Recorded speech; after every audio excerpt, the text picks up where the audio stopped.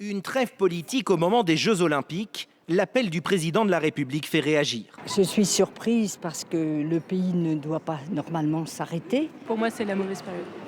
Pour moi, de toute façon, il y aurait toujours des excuses en fait. Aujourd'hui, c'est les JO, peut-être que dans 2 mois, ce sera autre chose. On en a tous un peu plein les oreilles d'entendre toutes les petites combines politiques et on a bien envie de passer à autre chose.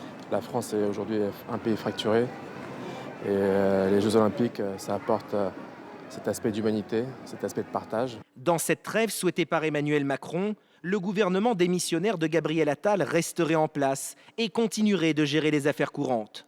Cette trêve pourrait-elle être justifiée ou bien représenter un danger pour les institutions? La dimension du président de la République, c'est maintenant effectivement de passer à autre chose. Il n'y a pas aujourd'hui de pause politique. Cette élection a traversé les familles, a traversé les amitiés, et ça a eu du mal à descendre. Le pays n'est pas gouverné, les affaires courantes, ça n'est pas gouverné, mais il est supervisé, contrôlé. C'est le président de la République qui a appuyé sur le bouton de la dissolution et qui a, lui, finalement, empêché ou retardé ou repoussé finalement cette trêve dont il appelle de ses voeux aujourd'hui. Emmanuel Macron accorde ce soir sa première interview télévisée depuis le second tour des élections législatives.